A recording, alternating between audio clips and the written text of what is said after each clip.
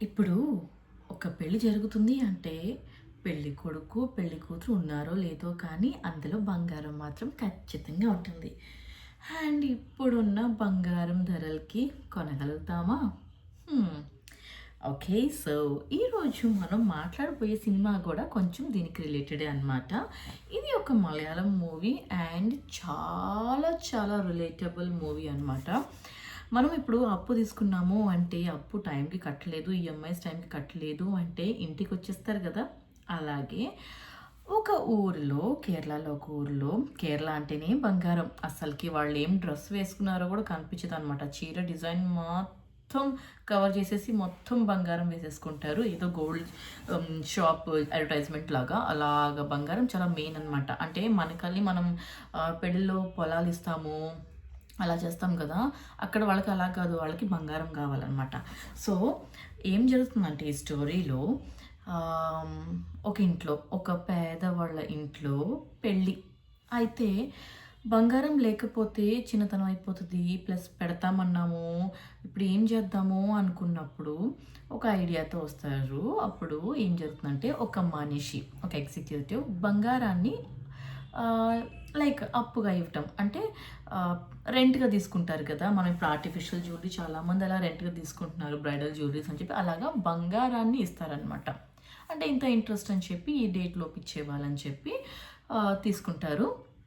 తీసుకొని పెళ్లి మొత్తం జరిగిపోతది. సూపర్‌గా జరిగిపోతది. కానీ అప్పటికప్పుడు ఆ బంగారం మళ్ళీ రిటర్న్ ఇవ్వాలి అంటే ఆ అమ్మాయి వాళ్ళ అత్త వాళ్ళు, వాళ్ళ అత్త తరపు వాళ్ళు ఏమంటారో అని చెప్పి ఎందుకంటే దాసిపెట్టి తీసుకుంటారు కదా! అలాగా ఆ అబ్బాయి వాళ్ళ ఇంట్లో చెప్పరనమాట. అమ్మాయి సైడ్ వాళ్ళు ఇలాగా బంగారం తీసుకున్నారు అని చెప్పి రెంట్‌కి. వాళ్ళ సొంత బంగారమే అనుకుంటారది. అయితే ఈ ఎగ్జిక్యూటివ్ అక్కడే వెయిట్ చేస్తాడు ఈ మనిషి. అక్కడే వెయిట్ చేసి బంగారం తీసుకొని వెళ్ళిపోదాము అని. కానీ తన్ని ఎలాగో మాయలు, మంత్రాలు చేసి ఆపేస్తారు. ఆ అమ్మాయి వాళ్ళ అత్త వాళ్ళ ఇంటికి వెళ్ళిపోతది. ఆ అమ్మాయి ఎవరిని పెళ్లి చేసుకుంది అంటే ఒక పెద్ద రౌడీని. ఇప్పుడు ఇతను అక్కడి నుంచి బంగారం ఎలా తీసుకొస్తాడు? ఆ రౌడీతో పోట్లాడతాడా? లేదంటే బంగారం వదులుకుంటాడా? వాళ్ళ బాస్‌కి ఎలా బదులు చెప్పుకుంటాడు అనేదే కథ. అంటే ఈ స్టోరీ మీకు వినటానికి చాలా సింపుల్‌గా ఉంటది. కానీ చూస్తే మాత్రం సూపర్‌గుంటదనమాట. ఆ మేకింగ్ అయినా, యాక్టర్స్ పర్ఫార్మెన్సెస్ అయినా గూడా బేసిల్ అనే ఒక యాక్టర్ ఇందులో లీడ్ ప్లే చేశారు. మీకు తెలిసే ఉంటది. 'మిన్నల్ మురళి' కూడా మీరు చూసి ఉంటే 'మిన్నల్ మురళి' డైరెక్టర్ తను. అండ్ అది కాకుండా చాలా సినిమాల్లో యాక్ట్ చేశారు. Is a brilliant actor. చాలా చాలా ఆహ్, గై నెక్స్ట్ డోర్ అంటారు కదా! అలాగుంటాడనమాట. సో, మీకు టైం కుదిరితే ప్లీజ్ ఈ మూవీని చూడండి. అందులో లాస్ట్‌లో ఒక మెసేజ్ చెప్తాడతను. ఆ మెసేజ్ మీకు మూవీ చూస్తేనే తెలుస్తది. మళ్ళీ ఇది ఒక మలయాళం సినిమా మనకి ఏం తెలుస్తదిలే అనుకోవచ్చు. నేను తెలుగులో ఎందుకు మన సినిమాల కన్నా కూడా మిగతా లాంగ్వేజ్ సినిమాలు మీకు చెప్తున్నానో తెలుసా?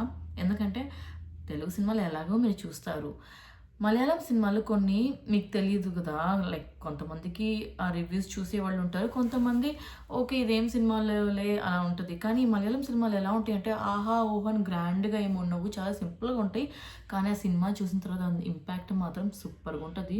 బాగా గుర్తుండిపోతది.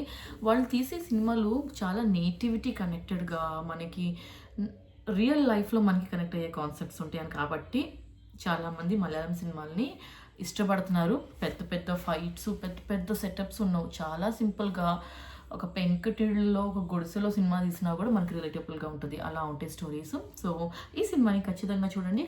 సినిమా నేమ్ నేను ఫస్ట్ కామెంట్‌లో పెడుతున్నాను. Thank you.